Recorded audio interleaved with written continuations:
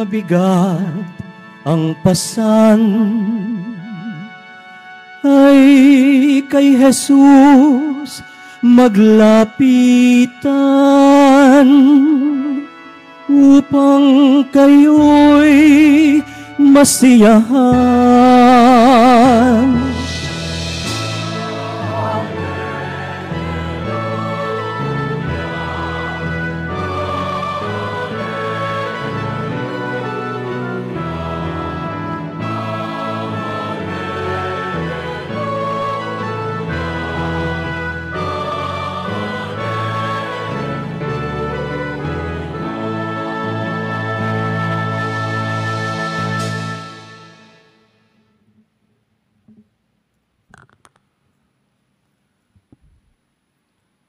Sumainyo ang Panginoon. At sumainyo rin. Ang mabuting balita ng Panginoon ayon kay San Lucas.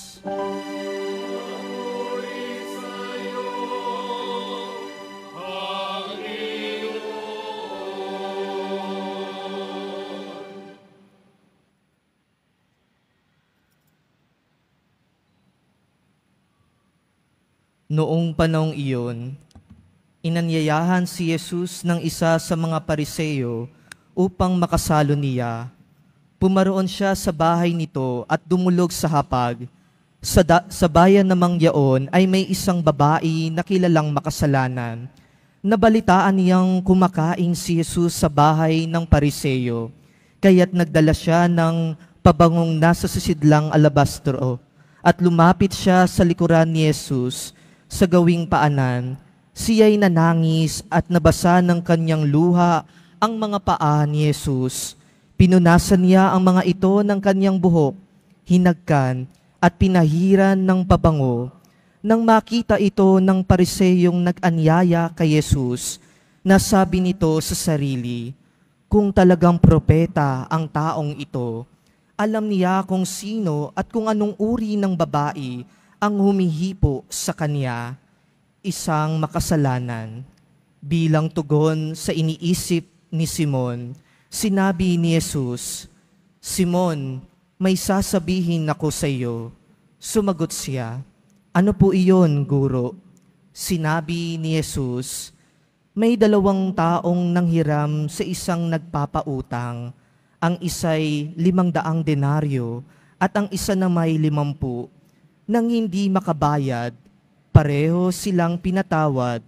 Ngayon, sino sa kanila ang lalong nagmamahal sa nagpautang? Sumagot si Simon, sa palagay ko po'y ang pinatawad ng malaking halaga. Tama ang sagot mo, ang tugon ni Jesus. Nilingon niya ang babae at sinabi kay Simon, nakikita mo ba ang babaeng ito? Pumasok ako sa iyong bahay at hindi mo man lamang ako binigyan ng tubig para sa aking mga paa. Ngunit binasa niya ng luha ang aking mga paa at pinunasan ng kanyang buhok. Hindi mo ko hinagkan, ngunit siya, mula nang pumasok siya, ay hindi tumigil sa paghalik sa aking mga paa. Hindi mo pinahiran ng langis ang aking ulo, subalit pinahiran niya ng pabango ang aking mga paa. Kaya't sinasabi ko sa iyo, ang malaking pagmamahal na ipinamalas niya ang nagpapatunay na pinatawad na ang maraming niyang kasalanan. Ngunit ang pinatawad ng kaunti ay kaunti lang ang pagmamahal na ipinamamalas. Saka sinabi sa babae, ipinatatawad na ang iyong mga kasalanan. At ang kaniyang mga kasalo sa pagkain ay nagsimulang magtanong sa sarili, sino ba itong pati pagpapatawad sa kasalanan ay pinangangahasan? Ngunit sinabi ni Jesus sa babae, iniligtas ka ng iyong pananalig, yumao ka na, ipanatag mo ang iyong kalooban. Ang mabuting balita ng Panginoon.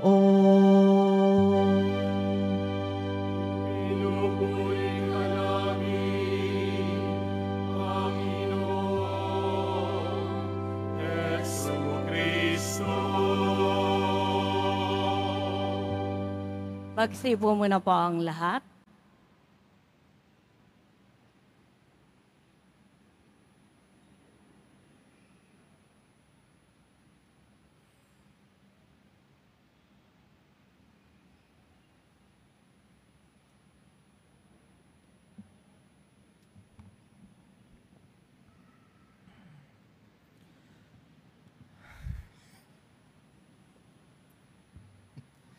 Nagtataka ho ako, bakit ho ako? Siguro naisip ko na lang ho, dahil si Father John pinag-homily ko ng birthday ko, ako naman ang pinakiusapan niya mag-homily ngayong anniversary niya, Father John, quits na tayo.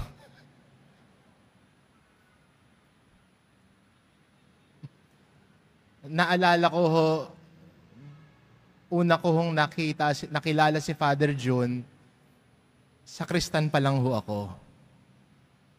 Lagi niya hong kasama si Cardinal Sin, akay-akay, tinutulungan. Naging professor ko rin ho siya sa seminaryo.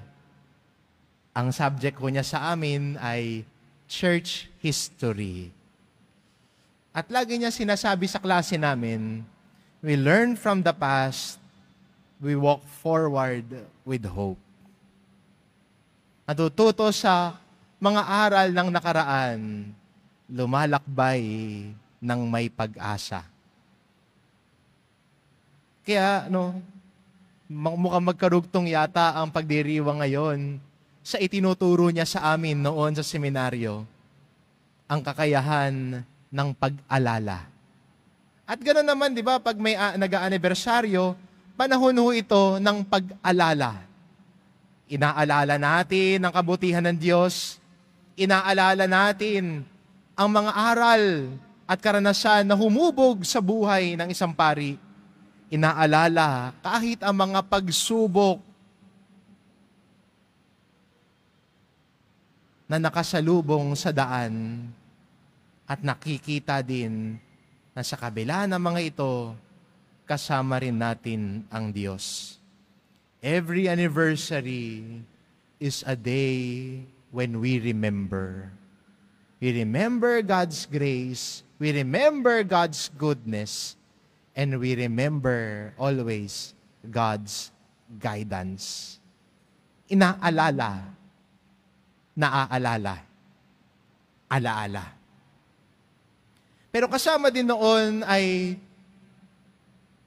ang hamon na maging alaala. Hindi lang po pag-alala, kundi pag-alala, maging alaala.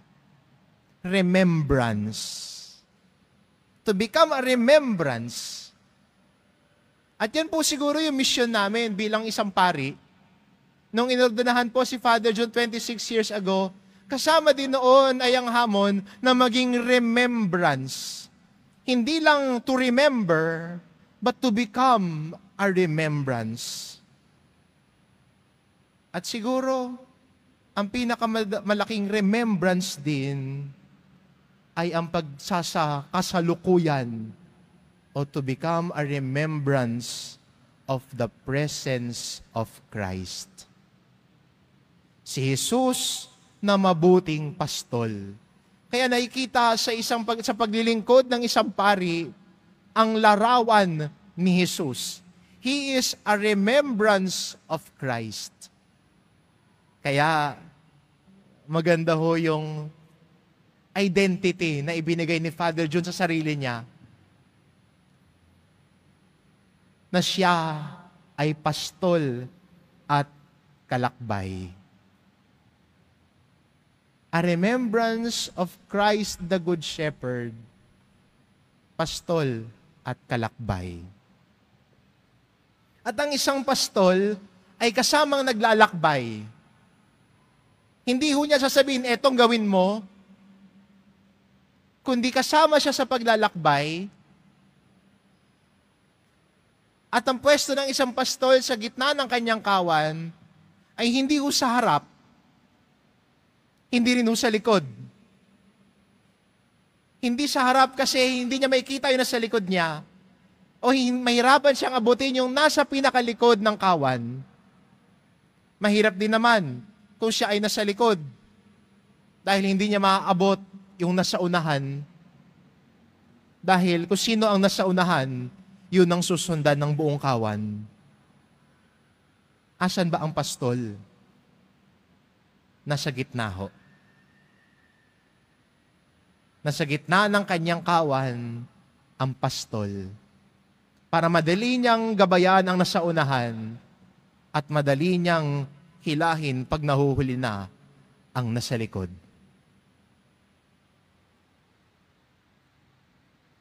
So that the pastor or the shepherd can direct, correct, and protect.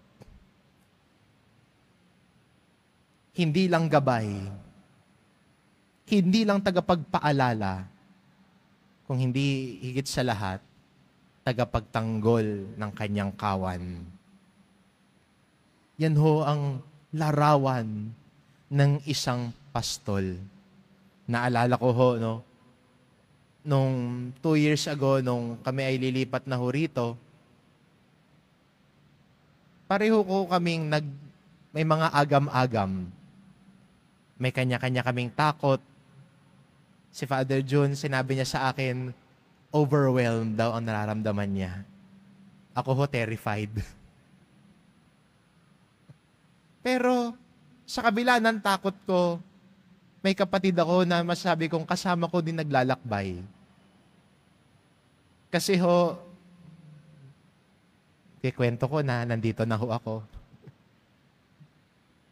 Nung una ho nagpunta kami dito, nung August 29, habang kumakanta ho ng Gloria, parang hindi kami masaya. Dahil pagtingin ko ako naluluha, dahil parang bumubulaga sa akin ang laki ng simbahan na ito, pagtingin ko kay Father John, may kasama din pala akong naluluha. At doon naramdaman ko, hindi pala ako nag-iisa. May kasama din ako na natatakot at nag-aalinlangan. May kasama din ako na marahil ay nabubulaga sa laki ng iaatang na responsibilidad. Pero may kalakbay din ako sa lahat ng iyon. Pastol at kalakbay. Hindi nag-iisa sa paglalakbay.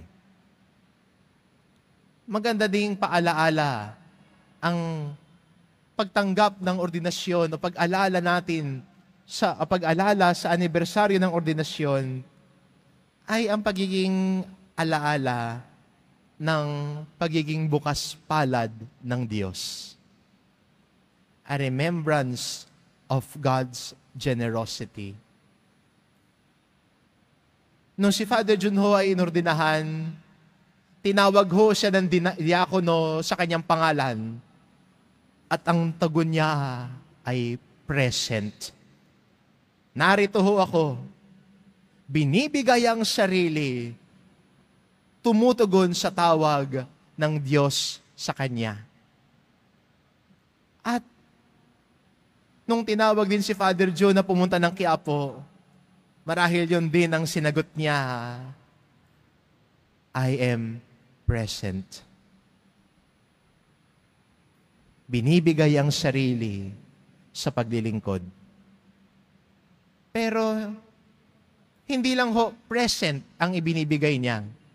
Hindi lang present ang sinasagot niya at sinasabi, narito ako. Pero maganda rin makita na siya din at ang buhay ng isang pari ay present din sa community.